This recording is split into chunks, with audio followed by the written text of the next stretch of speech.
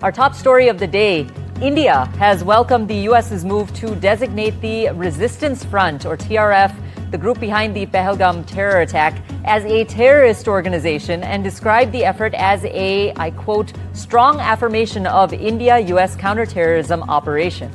This as the United States has officially designated the Resistance Front, or TRF, a known offshoot of Pakistan-based group Lashkar-e-Taiba, as a foreign terrorist organization following the Pahalgam terror attack, which killed 26 people. NDTV's Arjun Mahendran breaks down what the TRF is. Arjun? Now, they top the world's terror lists. They also carry millions of dollars of bounties on their head. However, in Pakistan, they're not hiding. In fact, they're speaking up, they're leading, and they're even recruiting and, of course, walking free. We start with Hafiz Saeed right here on your screens, viewer. He's the founder of Lashkar-e-Taiba and the man behind the dastardly 26/11 Mumbai attacks. He's a UN and a US designated terrorist with a 10 million bounty. However, he still delivers public sermons in Lahore. He's guarded and not been arrested. Then the next up we have for you Masood Azhar. He's the mastermind of the Pulwama and the Pathankot attacks. He was declared a global terrorist by the UN back in 2019. And what has happened? Well, cut to today, he's officially untraceable. But somehow he's still preaching from terror hotspot Bahawalpur. It's the same place where Daniel Pearl, the US journalist, was abducted and later killed in 2001. Next, we have Zakir-ur-Rahman Lakhvi. He's the Lashkar-e-Taiba. In fact, he's Lashkar's military chief and another 26/11 plotter. In fact, he was briefly also jailed, but now he's back rebuilding Lashkar's network and also recruiting, and that too with sheer impunity. Next up, we have Sayyid Salahuddin for you. Who is this guy? He's the head of the Hizbul Mujahideen, has long been on America's terror list as well. And yet he leads anti-India rallies in Pakistan-occupied Kashmir, waving Pakistani flags and calling for jihad against India. Next up, of course, how could we forget Dawood Ibrahim, the fugitive don behind the 1993 Mumbai train bombings, one of the most wanted men, not only in India, but on the planet. He, in fact, also has a 25 million bounty on his head. But intelligence agencies have tracked him to Karachi, where he remains untouched, of course, under the security and of the Pakistani administration, the ISI, and the army. Also in Pakistan, we have Iqbal Bhatkal. He's the key Indian Mujahideen bomber in the 2007-8 attacks. He also lives under ISI protection, far from justice. Now we move on to his brother, Riaz Bhatkal, on your screens right there. He's the co-founder and the financier, in fact, of the Indian Mujahideen. He's also believed to be in Karachi, remote running sleeper cells inside India. Now, viewers, these are some of the world's most wanted terrorists. However, in Pakistan, they are the most free citizens. Back to you.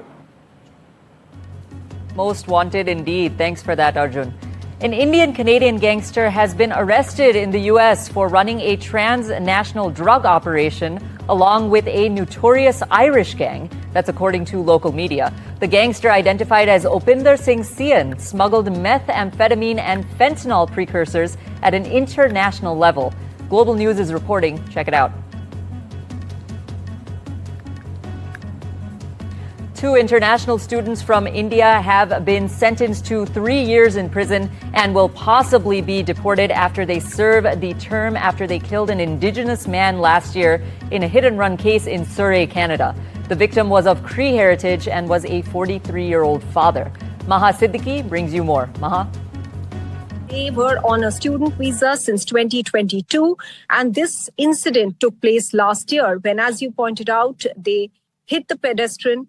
And more than that, it was a hit-and-run case which has landed them with a 3-year prison term and deportation. This is because, as the court observed, that it would have been an accident. This is what the prosecution said, and a tragic one.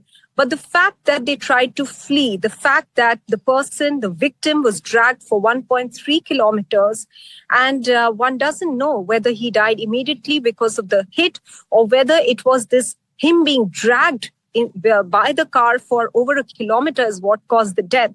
And this is what has landed them with this 3-year prison term because of their behavior after they hit the person. The decision that they took at that moment to flee rather than step out, help, and get the victim's support and help at that time has led to the death of the person, an indigenous person from the Cree community identified as GJ on the request of his family. They didn't want his details revealed in the media. And this is what has landed them. That is Gagan Preet Singh and Jagdeep Singh, this 3-year prison term and deportation after that. Both of them are international students, both hail from India.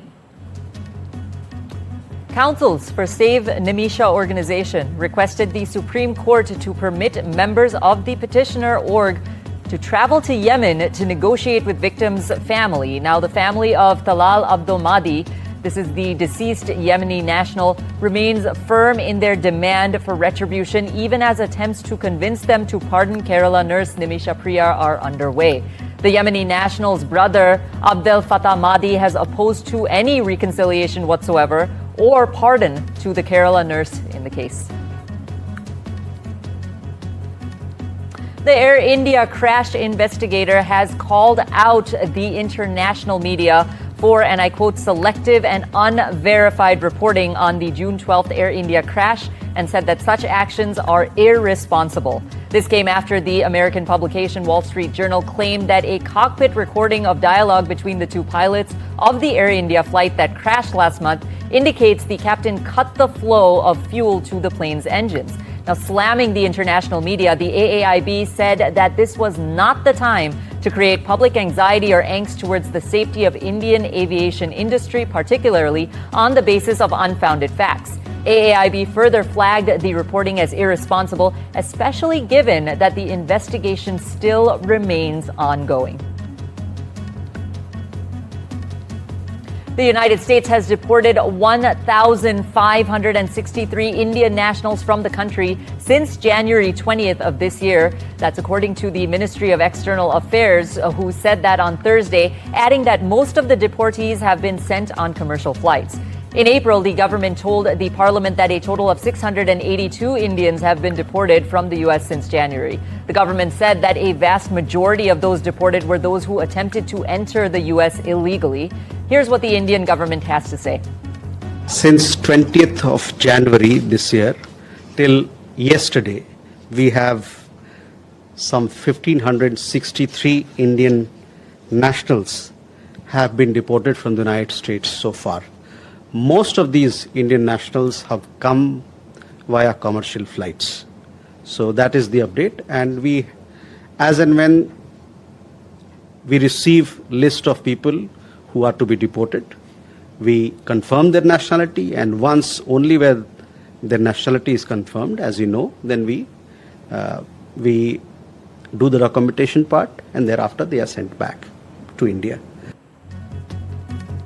In a sharply worded response to NATO Secretary General Mark Rutte's warning that countries like India and China could be hit very hard by secondary sanctions if they continued to do business with Russia, the Ministry of External Affairs has cautioned against double standards here. Do note that India and China are the top importers of Russian crude. Listen to India's response. Regarding NATO chief's articulation, we have seen reports on the subject and are closely following the developments. Let me reiterate, and I've said this in the past as well, securing energy needs of our people is understandably an overriding priority for us. In this endeavor, we are guided by what is there on offer in the markets, as also by the prevailing global circumstances. We would particularly caution against any double standards on the matter. Brazil's President Lula da Silva on Thursday night condemned U.S. President threats to raise import taxes on Brazil, mainly because he didn't like the way it was treating former Brazilian President Jair Bolsonaro. Speaking on a recorded national statement, Lula criticized the U.S. for what he called, and I quote, unacceptable blackmail following failed trade talks and accusing Trump's government of making false claims about Brazil's trade practices and threatening national institutions. The president also condemned Brazilian politicians who support the U.S. stance, labeling them traitors to the nation, and defended Brazil's commitment to peace, multilateralism, and the interest of its people. O Brasil sempre esteve aberto ao diálogo. Fizemos mais de 10 reuniões com o governo dos Estados Unidos. Encaminhamos em 16 de maio uma proposta de negociação. Esperávamos uma resposta. E o que veio foi uma chantagem inaceitável em forma de ameaças às instituições brasileiras e com informações falsas sobre o comércio entre o Brasil e os Estados Unidos. U.S. President Donald Trump and Ukrainian President Volodymyr Zelensky are considering a deal that involves Washington buying battlefield-tested Ukrainian drones in exchange for Kyiv purchasing weapons from the U.S. This is according to Zelensky, who said this in an interview with the New York Post. Zelensky said his latest talks with Trump focused on a deal that would help each country bolster its aerial technology.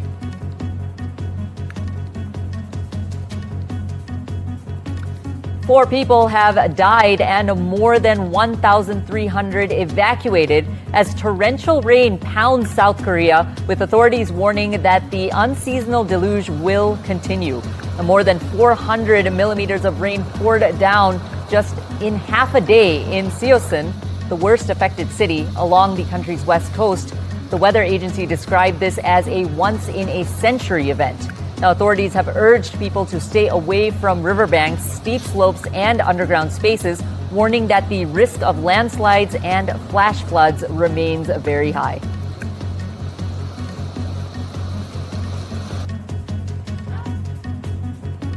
Protests against President Donald Trump's immigration crackdowns and cuts to social safety nets swept across the United States on Thursday, with over 1,600 events planned in public spaces, including courthouses and city streets. The National Day of Action, titled Good Trouble Lives On, was organized to honor the legacy of the late Congressman and civil rights icon John Lewis.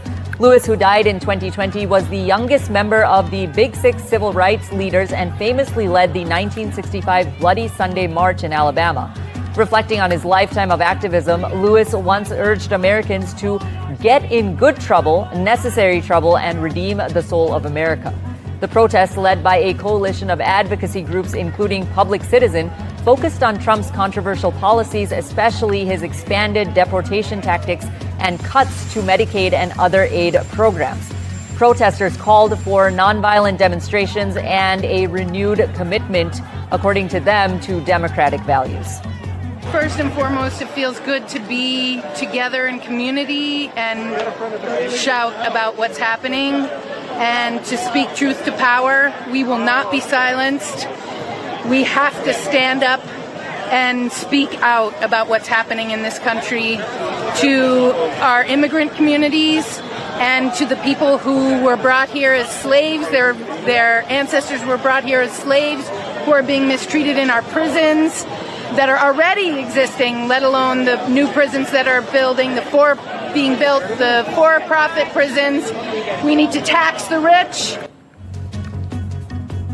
Minutes after announcing that he intends to sue the Wall Street Journal and Rupert Murdoch for reporting that the unreleased Justice Department files on Jeffrey Epstein include a body letter to the late sex offender from Donald Trump, the president said that he has asked the Attorney General Pam Bondi to release a different set of documents from the investigation onto Epstein. Despite the fact that the grand jury testimony is a different set of documents and could include information on Epstein's victims, Trump suggested that doing so would end the controversy over his administration going back on its word to release all of these files. The White House has announced that President Donald Trump has been diagnosed with a chronic but benign vein condition amid ongoing speculations over his bruised hand. The White House said the president sought a medical examination for swollen legs, which came up with the new finding.